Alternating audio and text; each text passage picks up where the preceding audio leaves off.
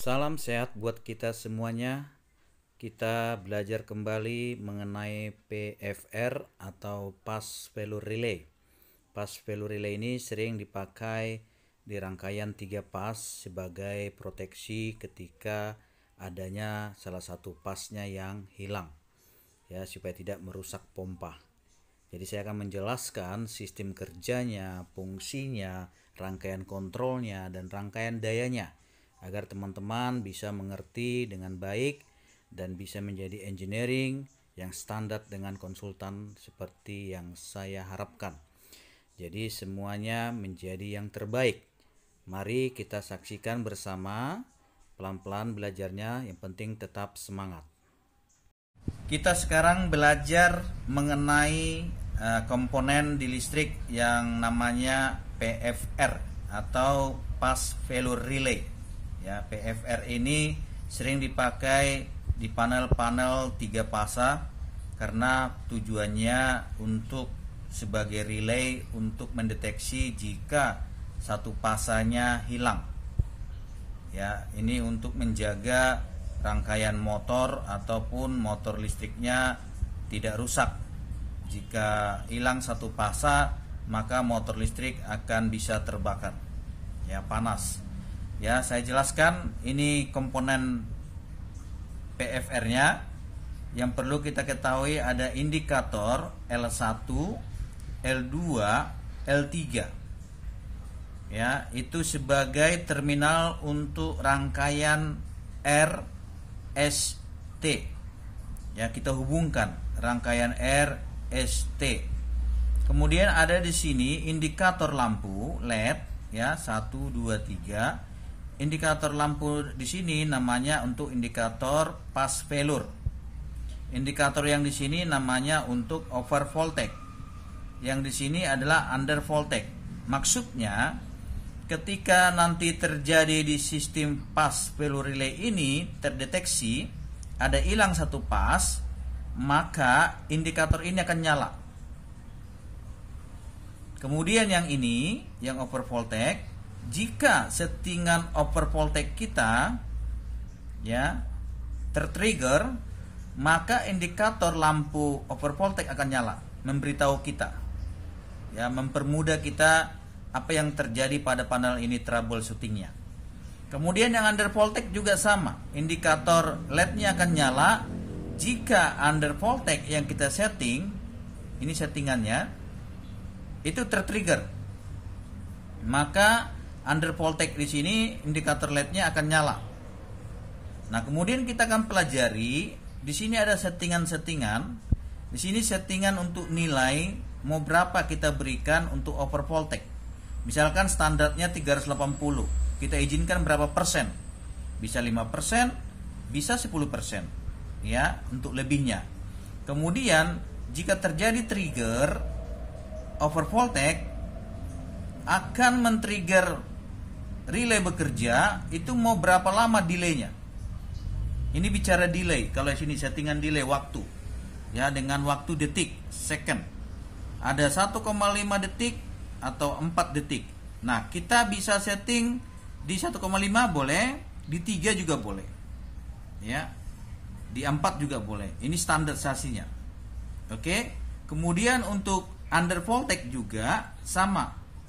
Jika kita setting di sini, misalkan dari standarnya 380, 5% atau 10% kita kurangi, anggaplah kita di settingan 340, maka ketika tegangan di bawah 340, maka terjadi under voltage dan tertrigger relay bekerja. Relay untuk fast failure relay. Ya. Sehingga ketika trigger under voltage bekerja dengan waktu delaynya kita setting berapa? Mau 2 detik boleh, 5 detik boleh. Kalau 2 detik berarti dalam waktu 2 detik dia akan bekerja, relaynya akan bekerja. Ya, itu fungsi dari bagian ini. Dan di sini ada terminal TC, TB, TA. Ini konsepnya ini sebenarnya seperti relay. Ya, seperti relay. Nanti saya jelaskan. Ini terminal-terminalnya ini. Nanti saya jelaskan bagaimana konsep kerja sistem relay pada TBTC, TBTA. Ya. Begitulah bagian komponen pada pass failure relay yang ada dipasang di beberapa panel-panel listrik, ya, yang 3 pas, karena ini khusus 3 pas. Oke, saya jelaskan sistem kontrolnya untuk pompa yang menggunakan pass failure relay atau PFR, ya, dan kemudian saya akan jelaskan rangkaian dayanya. Oke, pertama kita ada tarikan RST, ya. RST ini adalah untuk menarik ke rangkaian motor, daya motor. Ini motor listrik, ya, motor listrik. Jadi yang pertama R-nya kita tarik, terhubung semua, RST-nya terhubung semua pada MCCB 3 pas atau MCB 3 pas. Nanti tergantung kapasitas motornya. Kalau gede ya pakai MCCB, tapi kalau sedang pakai MCB saja. Ada yang 3 pas. Ya, kemudian lihat setelah itu kita hubungkan terminal RST-nya kepada yang saya jelasin tadi yang di sini. L1, L2, L3. Lihat, L1 ke R, L2 ke S, L3 ke T. Nah, yang saya jelasin tadi yang TC, TB, TA tadi, terminalnya ini dia. TC, TB, TA. Jadi di sini sistem yang standby-nya power itu di TB. Ya. Jadi TC, TA, TB, TC. Ya, ini relay. Ini yang NC, ini yang NO. Kontaknya. Ya, ini seperti kontak relay, ya. Ini kontak NO, ini kontak relay yang NC. Ya, itu yang saya jelaskan tadi yang TC, TB, TA. Seperti inilah. Ya. Kemudian RST-nya dihubungkan kepada kontaktor. Ya, kontaktor 3 pas supaya nanti A1 mendapat power ketemu dengan netral, maka dapat tegangan 220 yang akan membuat medan magnet untuk menarik breaker. Sehingga breaker itu menjadi terhubung. Ya. Kemudian ada terhubung, kita buat rangkaian overload. Ya, overload ini ketika terjadi daya pada motor menggunakan arus melebihi dari kapasitas arusnya motor, maka overload akan bekerja. Overload itu kelebihan beban. Maka ini akan putus. NC menjadi NO sehingga motor mati. Ini rangkaian dayanya, ya, supaya kita pahami. Kemudian kita masuk rangkaian kontrolnya. Nah, ini yang penting, rangkaian kontrol standar untuk sebagai panel maker supaya menjadi engineering yang benar-benar berkualitas, ya. Saya akan memberikan ilmu saya selama 20 tahun sebagai konsultan mechanical electrical plumbing HVAC supaya teman-teman bisa belajar dengan baik. Karena saya melihat banyak konten-konten, mohon maaf, ya, yang mengajarkan teknik yang masih kurang. Jadi menurut saya, makanya ada niat hati saya untuk memberikan yang lebih baik supaya jelas konsepnya semua dan anak-anak engineering bisa menjadi panel maker dan bisa menjadi teknisi-teknisi listrik yang handal. Oke. Nah, pertama kita ngambil dari jalur T, ya, untuk sistem kontrolnya T. Kemudian kita hubungkan dengan fuse. Fuse fungsinya mungkin sudah mengetahui bahwa dia pemutus arus ketika terjadi over arus yang sesuai dengan spek yang dipasang di sini. Kemudian ada MCB 1 pas, seperti biasa saya jelaskan, MCB 1 pas ini fungsinya sebagai breaker utama untuk sistem kontrol ini. Ya, mau kita off-kan sistem kontrolnya, tinggal matikan aja MCB-nya. Mau kita aktifkan sistem kontrolnya, tinggal on-kan saja MCB-nya. Harus dipasang ini. Fuse dan MCB harus dipasang. Kemudian harus dipasang juga sistem selector switch.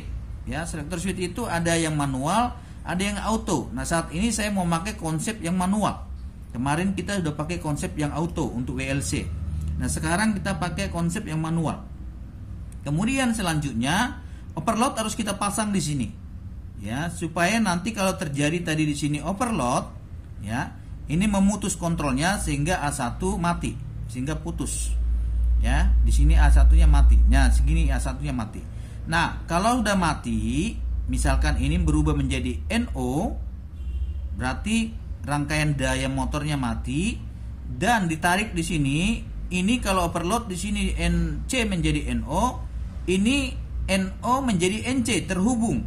Sehingga aliran listrik yang dari atas itu masuk ke lampu trip. untuk memberitahu kita terjadi trip pada panel ini. Sehingga para engineering akan mengetahui bahwa terjadi overload. Ya. Kemudian setelah dari sistem overload, kita hubung ke sistem PFR. Ini tadi yang TC TBTA. Jadi terhubung ke TC, terhubung ke TB, tapi terkonek secara NC kontaknya. Nanti kalau pas value relay-nya bekerja, ada satu pas yang hilang, maka relay ini akan bekerja memindahkan kontak NTB ke TC itu menjadi TB ke TA. Jadi ini putus, jadi NO. Ya. Jadi fungsi-fungsi proteksi ini harus dipasang supaya mengamankan motor listrik ini. Ya. Kemudian untuk lampu off semua kita pasang dari sini. Ini kontak NC untuk kontaktor. Jadi dia langsung nyala ketika belum ditekan push button on. Dia pasti nyala. Ya. Kemudian kita akan masuk ke push button off, ya. Ini untuk mengoff-kan. Ya, terkonek secara NC. Kemudian terkonek secara push button on. Ya, ini terkonek secara NO. Nanti kita tekan baru dia NC. Ketika kita tekan, maka dia akan mengalirkan aliran listrik dari sini ke A1. A1-nya kontak, mendapat power, maka kontaktor ini menyala atau breakernya menjadi NC. Yang NCK1 menjadi NO, berarti lampu ini mati, lampu off. Ini kita tulis lampu off ya. Ini lampu off. Ini jadi mati. Ya, yang ini menjadi close on. Ketika kita tekan ini menjadi close. Artinya pompa lagi on. Lampu on nyala. Ya. Kemudian ini ada kontak ke-1, kita kunci. Ini yang namanya kuncinya. Ya, kita larikan, sub, ya. Nah, inilah mengunci. Jadi ketika kita tekan, kita lepas, kita lihat ya, kita tekan, arus mengalir, ya. Kontak dari K1 itu menjadi NC, NC menjadi NO, berarti NO menjadi NC di sini. Terhubung. Kalau terhubung berarti alur listriknya dari sini. Dikunci, ketika ini kalau lepas pun nggak ada masalah, sudah mengalir listrik dari sini ke A1, sehingga A1 menghidupkan kontaktor sehingga pompa akan nyala. Ya, kemudian semua rangkaiannya dihubungkan ke netral. Seperti itulah sistem kontrol pada rangkaian kalau kita menggunakan sistem fast value relay untuk 3 fasa. Ini sering kita temukan di panel-panel listrik yang 3 fasa untuk mengamankan rangkaian motor listrik yang 3 fasa. Karena bisa saja terjadi 3 pas itu, 1 pasnya hilang, baik itu R, baik itu S, baik itu T, supaya jangan merusak pompa. Kalau R hilang atau S hilang atau T hilang, motor pompa akan panas dan akan bisa terbakar. Jadi kita pasanglah proteksi fast value relay di panel tersebut. Demikianlah pengajaran saya tentang PFR, fast value relay. Silakan bergabung dengan saya untuk saya latih menjadi engineering yang terbaik berstandar konsultan. Saya akan memberikan ilmu pengetahuan yang banyak sekali supaya mendapat suatu pengetahuan dengan mudah, dan ketika melewati tes di beberapa perusahaan, pasti saya yakin 100% jika kamu belajar, maka kamu akan lulus dan mempermudah kamu mendapat pekerjaan. Baik, nanti kita akan bantu ke klien-klien yang kita kenal. Selama saya 20 tahun bekerja, saya akan call mereka untuk merekrutmu. Dan kemudian saya akan cari juga project-project yang pengadaan engineering. Kalau ada kita menangkan, maka kamu-kamu yang akan sama kami tempatkan di perusahaan tersebut.